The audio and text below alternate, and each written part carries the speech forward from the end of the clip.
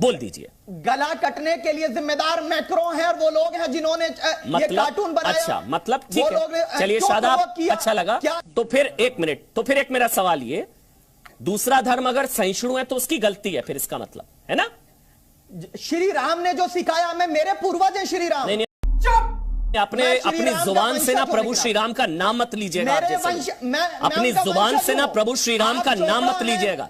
आपकी हैसियत नहीं है प्रभु श्री राम का नाम लेने की। अपनी जुबान से प्रभु श्री राम का नाम मत लीजिएगा। अपनी जुबान से प्रभु श्री राम का नाम मत लीजिएगा। आप लायक नहीं है प्रभु श्री राम का नाम लेने के। प्रभु श्री राम का नाम ले रहे हैं। प्रभु श्री राम के पद चिन्हों पर अगर चलेंगे ना, अगर प्रभु श्री राम के पद चिन्हों पर आप चलेंगे, पूर्वज है श्री राम, मेरे पूर्वज श्री राम, आप नहीं हो। आपका चोपड़ा का कोई रिश्ता नहीं, मैं ठाकुर हूं, मेरा रिश्ता श्री राम का। श्री राम आपका चोपड़ा का कोई रिश्ता नहीं, मैं ठाकुर हूं, मेरा चल झूठा रिश्ता श्री राम का। श्री राम के यहाँ बैठ करके अब्दुल रज्जाक जी कहते हैं कि गल्फ कंट्रीज के सामने फ्रांस की कोई औकात ही नहीं है। आप भारत में बैठे हुए हैं, भारत की बात कीजिए। भारत के अंदर ये प्रदर्शन हो रहे हैं और जिनका कोई वास्तव में अस्तित्व नहीं बनता था। दूसरी बात, शादाब जी एक कन्वर्टेड कोई नहीं बोलेगा, लोग हमें बता रहे हैं, कन्वर्टेड लोग हमें बता रहे हैं कि मैं ठाकुर हूं और राम जी मेरे हैं। कृपया हमें यहां ये ना समझाएं, सनातनियों को ये ना समझाएं राम किसके हैं। राम भाई चोपड़ा जी के भी हैं, मेरे भी हैं, अखिल विश्व के भगवान हैं। आप ये मत बताइए कि मैं ठाकुर और वो मेरे हैं और आपके नहीं हैं। जफर भाई यहां कह रहे हैं कि ये सारे लोग नकली हैं। जफर भाई मैं आपसे पूछना चाहता हूं कि प्लीज असली लोगों को सामने लेकर के आइए। असली लोग हमें देखने को ही नहीं मिलते हैं। जफर इस्लाम नहीं, एक अकेले व्यक्ति से कुछ नहीं होता, वो एक राजनीतिक व्यक्ति हैं और वो उनका अपना वोट बैंक होता है, उनको अपने हिसाब से बोलना होता है। मैं क्लियर कह रहा हूं। दूसरी बड़ी बात, इन्होंने कहा कि इस्लाम को बदनाम करने वाले लोगों को बिहेड किया जाएगा। आप मुझे एक बार बताइए कि जैश ए मोहम्मद साहब का नाम बदनाम करने के लिए आतंकवादी संगठन बना के नहीं बना? लश्कर ए तोयबा जैसे 200 से ज्यादा संगठन जो इस्लाम के नाम पर बने हैं और प्रॉफिट साहब के नाम पर बने हैं, इस्लाम के नाम पर बने हैं, उनकी कितनी भर्त्सनाई हुई है। इससे बड़े बड़े कितने, कोई छोटा मोटा आप लोगों ने कोई मजमा लगाया? कभी आपने कहा कि हम इन जितने भी आतंकवादी संगठन हैं उनके खिलाफ हैं? कभी भी आपने कहा हो? मैं सिर्फ यह कहना चाहता हूं कि आप लोग जब से इतनी बात कर रहे हैं, उस टीचर की क्या गलती थी जो जिसने कार्टून बनाया नहीं था, वो सिर्फ दिखाया था। और नहीं, और चर्च ने मुझे बताइए। अंकुर एक सवाल, वो अभी शादाब ने क्लियर करा, ये हम तय करेंगे कौन जालिम है। सुनिए, यही है क्लियर, बहुत ध्यान से सुनिए। उन्होंने कहा ये हम तय करेंगे जालिम कौन जालिम है। बेगुनाह होगा तो नहीं, लेकिन कोई जालिम होगा तो उसका गला काटना जायज है। लेकिन तो फिर वो जालिम था और उन्होंने काट दिया। चर्च में 3 लोग मारे गए हैं, उनके खिलाफ क्यों नहीं है आपके? इनके गले नहीं काटे जाने चाहिए थे? वो क्या कर रहे थे? वो कर रहे थे शिर्क।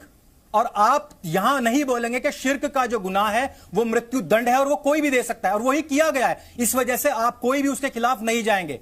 ये जो रागी साहब अभी कह रहे थे वो बहुत क्लियर एंड कट है। हम सिर्फ ये है कि पॉलिटिकल दबाव, हमें पॉलिटिकल क्लियर होना होता है, तो हम ये ऐसी बातें नहीं करेंगे। जफर भाई आ रहा हूं, हम ये बातें नहीं करेंगे, बस ये बात है। नहीं तो संगीत रागी जी ने बहुत पॉइंट टू पॉइंट, साहब ने बहुत स्पष्ट बात कही है। ईमानदारी की दाद देनी चाहिए उन्होंने उनकी जो बात थी उन्होंने बहुत स्पष्ट तौर पे कही है, और जो उनको कहना था वो उन्होंने बहुत स्पष्ट तौर पर कहा है। और यहाँ पर जितने भी लोग हैं वो राजनीतिक लोग हैं, इन्होंने कहा है कि गला काटेंगे। मैं बस एक बात कहना चाहता हूँ, एक बात मैं बस कहना चाहता हूँ कि मौलाना साहब जो आप कह रहे हो कि वहां उस स्टूडेंट ने समझाने की कोशिश की थी, ये गलत है।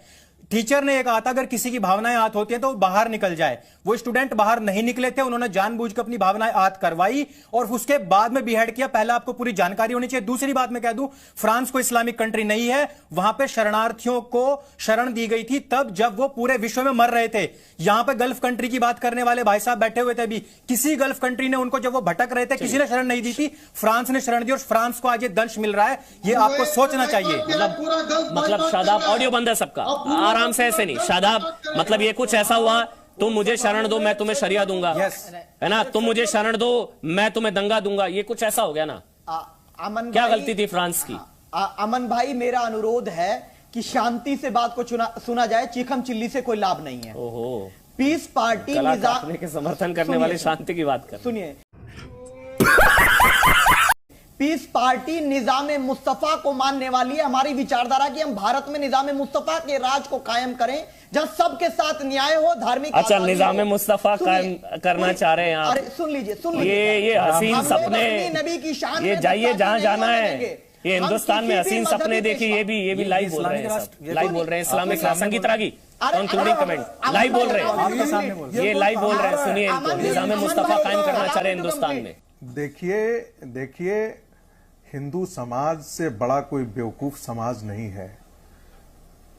वो बार बार जब ये कहता है कि सारे धर्म एक हैं, सहिष्णुता है, तो आत्मघाती रास्ते पर हिंदू समाज चल रहा है। उसको सोचना पड़ेगा कि वो किस समाज को शरण दिया है। आपको अच्छी लगी तो ऐसे थोड़ा मार दीजिए हाथ, आप थोड़ा सा मार दीजिए।